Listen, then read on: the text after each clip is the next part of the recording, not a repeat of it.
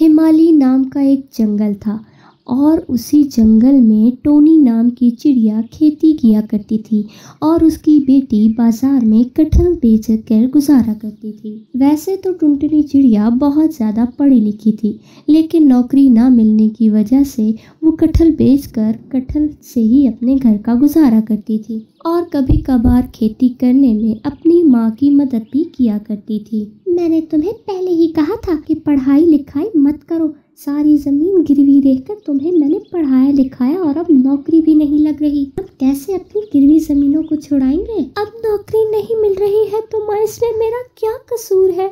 मैंने तो अपनी पूरी कोशिश की थी नौकरी पाने की, लेकिन मैं क्या करूँ? लेकिन अब तुम कटहल बेच रही हो, वहाँ शहर में जाकर किसी बाजार की दुकान में नौकरी क्यों नहीं कर लेती हो? कम से कम 2-4 पैसे ज़्यादा तो आ जाएंगे। दोस्तों, कल की वीडियो में आपने इतने कम लाइक क्यों किए? मुझे बहुत बुरा लगता है। दोस्तों, जब मैं आपके कहने पर कहानी बनाती हूँ और आप बदले में इतने कम लाइक करते हो तो मुझे कहानी बनाने का बिल्कुल भी मन नहीं करता।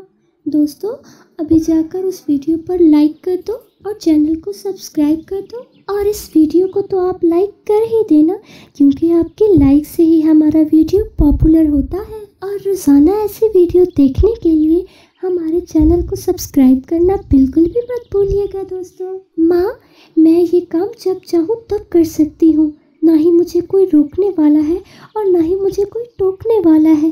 मैं जब चाहूँ ठेला लगाकर अपना काम कर सकती हूँ। टुनटुनी चिड़िया और टोनी यही बातें कर ही रही थी कि वहाँ पर जंगल का जमींदार कालू कौवा और उसका बेटा आ जाता है। मैं तुम दोनों गवारों से ज़्यादा बात नहीं करूँगा, मुझे मेरे पैसे दे दो, मैं यहाँ से चला जाऊँगा। वो क्या है जमींदार साहब, पैसों का इंतज़ाम नहीं हो पाया है, हम बहुत जल्द ही पैसों का इंतजाम करेंगे। मुझे पहले ही पता था तुम गवारों ने ऐसा ही कुछ कहना है, लेकिन ऐसा हरगिज नहीं होगा। ए बेटे, इनके घर का सारा सामान ले लो, चप्पल जूते कोई भी चीज मत छोड़ना। सेठ उनके घोंसले में जबरदस्ती घुसकर लूट मार करना शुरू कर देता है और रखे हुए सारे सामान लाकर बाहर फेंक देता है। पिताजी, आप कहें तो इस चिड़िया का कटहल का ठेला भी ले लूं? इतनी पढ़ी लिखी हो के ये चिड़िया कटहल बेचती है?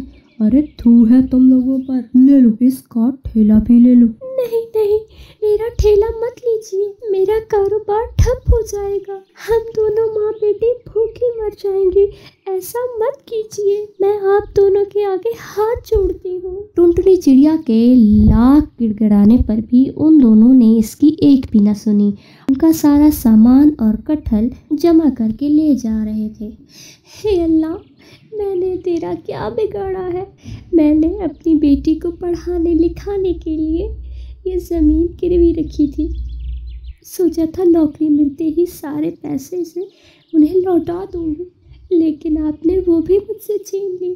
चुप हो जाओ माँ, चुप हो जाओ, ऐसा लगता है हमारे साथ कोई भी नहीं है, ये हमारे साथ क्या हो रहा है? टुनटुनी गुस्से से एक पत्थर उठाती है और आसमान की तरफ उछाल देती है और वो पत्थर पेड़ पर रखे मटके से टकराता है, जिससे मटका टूट जाता है और उसमें से एक तोता निकलता है। कई सालों बाद मैं आज़ाद हो गया, लेकिन इस जंगल में तो कोई आता भी नहीं, तो ये मटका किसने तोड़ा?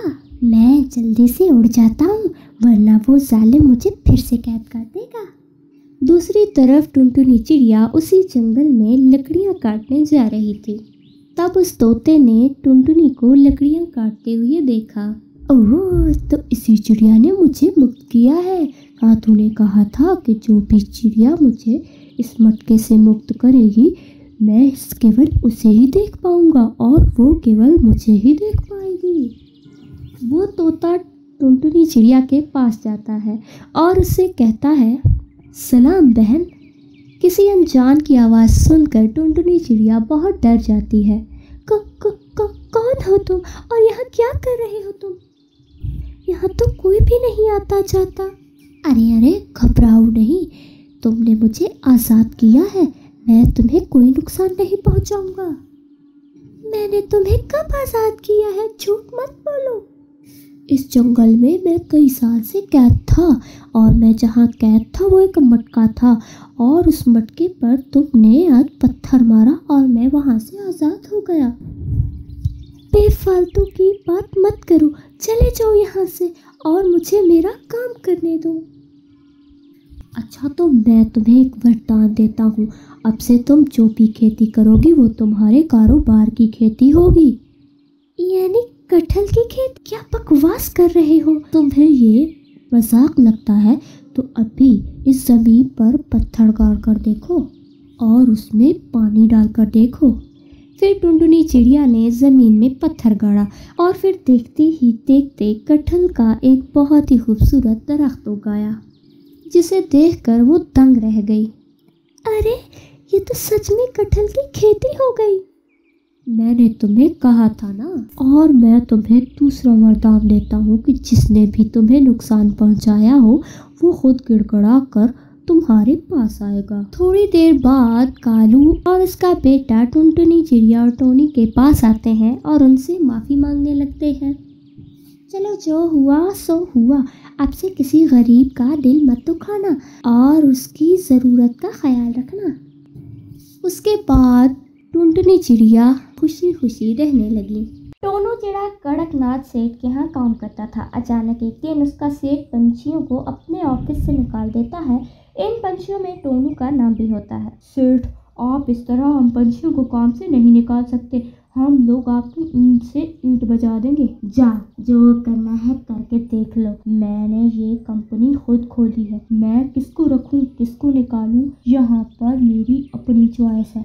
मैं तुम लोगों को एक बात बता दूं, मेरी कंपनी आजकल घाटे में चल रही है, मैं इतने सारे पंछियों का खर्चा नहीं उठा सकता। अब आप लोग यहाँ से जा सकते हैं। टोनू वापस घर चला आता है। इस तरह पूरे 6 महीने गुजर जाते हैं, लेकिन अभी तक टोनू को कोई दूसरी नौकरी नहीं मिली थी। इन्हें घर में पैसों की तंगी हो जाती है। इसी बीच उनकी बेटी के स्कूल से नाम कट जाता है। 6 महीनों से उसके स्कूल की फीस जमा नहीं हुई थी। एक दिन तो हद ही हो गई। अरे जल्दी जल्दी निकलो इस घर से, मुझे तुम लोगों को नहीं रखना। 6 महीने से तुम लोगों ने इस घर का किराया नहीं दिया, अभी के अभी पैसे दो वरना अभी निकल जाओ यहाँ से। और की जल्दी से इनके घर का सामान बाहर फेंक दे। अरे भैया ये आप ठीक नहीं कर रहे, मैंने पहले कभी आपके पैसा रोका है? इस समय मेरे पति की नौकरी छूट गई है, इसीलिए मैं पैसा देने में देर कर रही हूँ। रिक्की जल्दी से घर को ताला लगाओ। मालिक दुकान टोनी की एक नहीं सुनता और घर को ताला लगाकर फौरन वहाँ से चला जाता है। टोनी की नौकरानी उन्हें बेबस और लाचार देखकर उन पर तरस खाकर उन्हें अपने घर ले जाती है। मालिकन, आज से मेरे करीब खाने को अपना घर समझिए।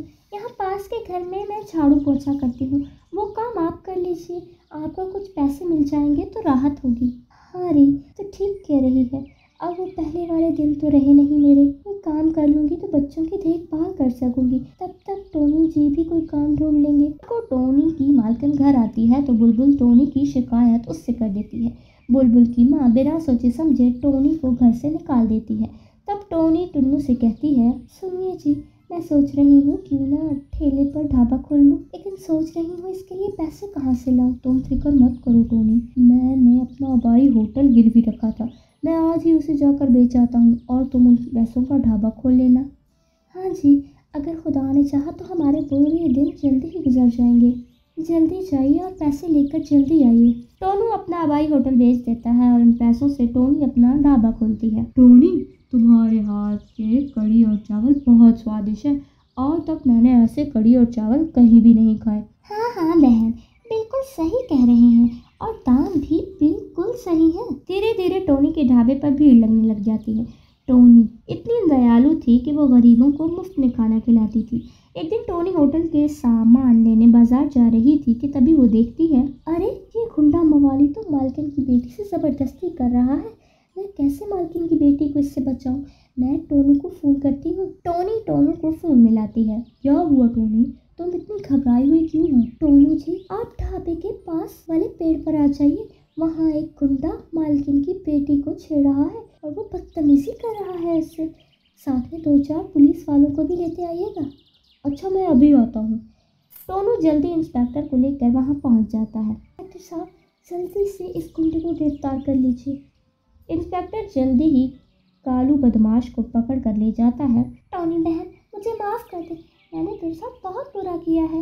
इतनी देर में बुलबुल की माँ भी वहाँ पहुँच जाती है। टॉनी, आज तूने मेरी बेटी को बचाकर बहुत एहसान किया है मेरे ऊपर। मैं भी आज तुम्हारे लिए एक ऊपर एहसान करना चाहती हूँ। मैं अपना सब कुछ तुम्हारे ढाबे में लगाना चाहती हूँ। अब तुम एक ढाबे की जगह एक बहुत बड़ा होटल खोल लो। टोनी, ना मत कहना, मुझे बड़ी खुशी होगी। मालकिन, आज आपकी वजह से मेरे होटल को तरक्की मिली है। इस होटल का उद्घाटन आप ही करें। हाँ हाँ टोनी, क्यों नहीं। तुम जैसी नेक और भरी चिड़िया की मदद करके मुझे बड़ी खुशी हुई। अब बिना वक्त ज़ाया किए होटल का उद्घाटन करते हैं। टोनी के अब गरीबी के दिन कट चुके थे। अब वो हंसी खुशी अपने परिवार के साथ रहने लगी।